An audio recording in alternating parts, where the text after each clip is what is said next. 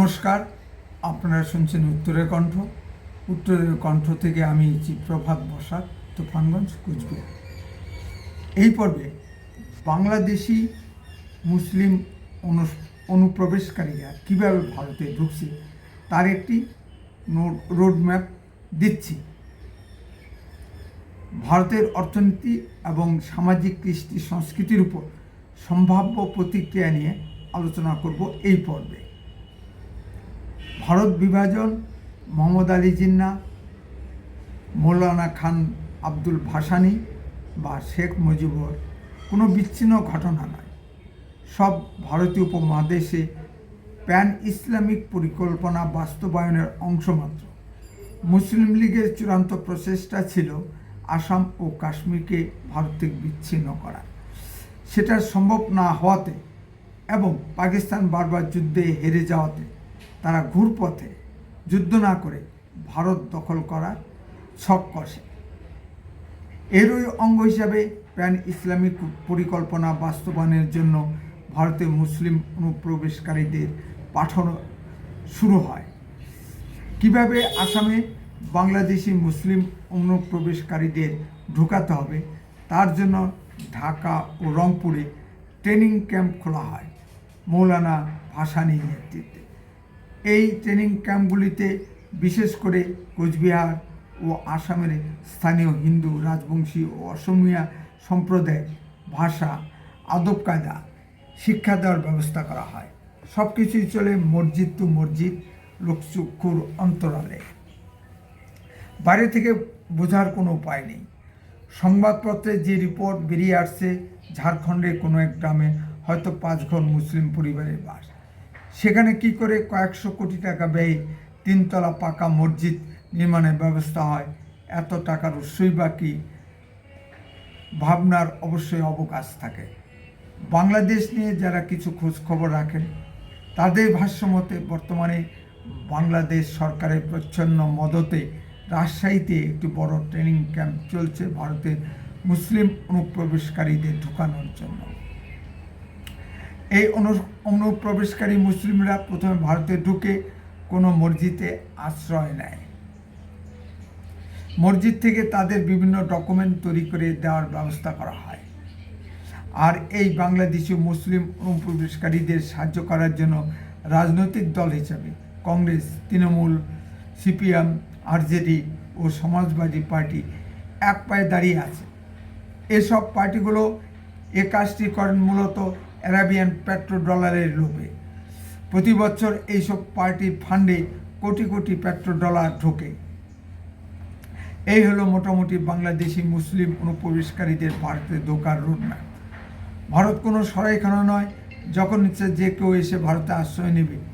ভারত সরকারকে কঠোর নজরদারির জন্য অনুরোধ করছে।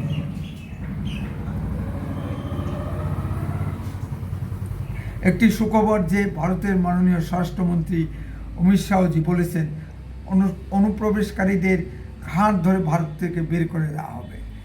ভারতীয় সমাজ জীবনে এর সম্ভাব্য প্রতিক্রিয়া নিয়ে কিছু আলোচনা করব।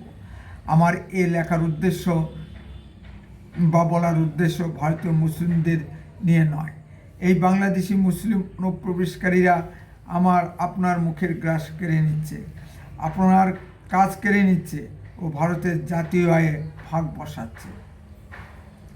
জাতীয় আয়ের একটি বড় অংশ এই মুসলিম অনুপ্রবেশকারীরা খেয়ে নিচ্ছে। কিন্তু ভারতের জাতীয় নিরাপত্তা ও জাতীয় স্বার্থ ক্ষুণ্ণকারী ভোট ভিখারি দলগুলো অনুপ্রবেশকারীদের প্রশ্রয় দিয়ে যাচ্ছে। এই অনুপ্রবেশকারী মুসলিমরা ভারতীয় সেনাবাহিনীতেও ঢুকে যাচ্ছে। তারা বিভিন্ন জায়গায় সাম্প্রদায়িক দাঙ্গা সৃষ্টি করছে।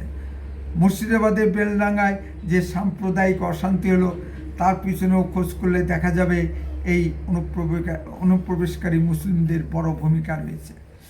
গরু চুরি থেকে মেয়ে পাচার, বাংলাদেশে খাদ্য সামগ্রী পাচার, সব ধরনের অপরাধমূলক কর্মকাণ্ডে জড়িত এই বাংলাদেশি মুসলিম অনুপ্রবেশকারীরা।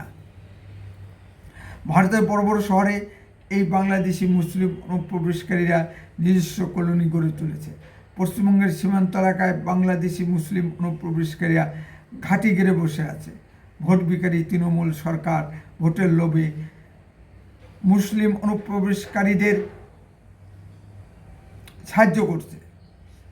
তৃণমূল সরকার বিএসএফকে ৭২টি আউটপোস্ট করার জন্য জমি দিচ্ছে না। মাননীয় বিরোধী দলনেতা শ্রী শুভেন্দু অধিকারীর বক্তব্য শুনলাম যে দক্ষিণ ২৪ পরগনার গোসবা ব্লকের 10টি দ্বীপের ভিতর মাত্র একটি দ্বীপে বিএসএফের ক্যাম্প আছে, বাকি 9টি দ্বীপ বাংলাদেশি অনুপ্রবেশকারীতে ভরে গেছে। দক্ষিণ ২৪ পরগনার এক তৃণমূল নেতা বাংলাদেশের রোহিঙ্গা শরণার্থীদের এনে বসাচ্ছিল। এর সংক্রান্ত রিপোর্ট কিছুটা আগে সংবাদপত্রে বেরিয়েছিল।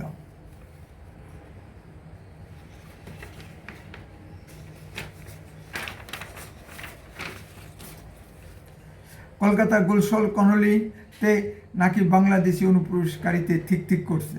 পশ্চিমবঙ্গের পুলিশ কোনো ব্যবস্থাই নিচ্ছে না। এক ভয়ঙ্কর পরিস্থিতির সৃষ্টি হয়েছে। পশ্চিমবঙ্গের মুখ্যমন্ত্রী মাননীয় মমতা ব্যানার্জি পক্ষান্তরে স্বীকার করতে বাধ্য হচ্ছেন যে অনুপ্রবেশের ঘটনা ঘটেছে। এর দায় তিনি কেন্দ্রীয় সরকারের উপর চাপিয়েছেন। মাননীয় মুখ্যমন্ত্রী, আপনি ঠিকই বলেছেন, কিন্তু আপনার অফিস কেন বাংলাদেশি মুসলিম অনুপ্রবেশকারীদের সব ডকুমেন্ট তৈরি করে দেয়? আপনি কি সে খবর রাখেন? আর এর জন্য বাংলাদেশের এক পয়সা নেতা থেকে ইসলামী বক্তারা ভারতকে রক্তাক্ত করার হুমকি দিতে সাহস পায়।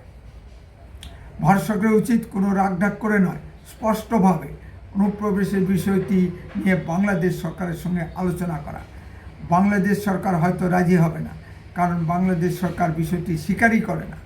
ভারতের উচিত হবে কূটনৈতিক স্তরে বাংলাদেশ সরকারকে বাধ্য করা, অনুপ্রবেশ বিষয়টি নিয়ে আলোচনার টেবিলে বসা।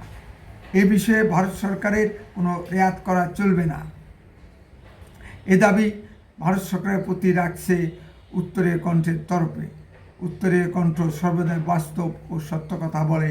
আরও এই ধরনের ভিডিও পেতে দয়া করে এখনই চ্যানেলটিকে সাবস্ক্রাইব করুন। আপনার মূল্যবান মতামত কমেন্টে লিখুন। বেশি বেশি করে লাইক শেয়ার করে সবাইকে দেখার সুযোগ করে দিন। উত্তরের কণ্ঠ দেশের কথা বলে, দশের কথা বলে। আজ এখানেই শেষ করছি। আপনারা নজর রাখুন উত্তরের কণ্ঠের পর্দায়। বন্দে মাতরম। ভারত মাতা কি জয়।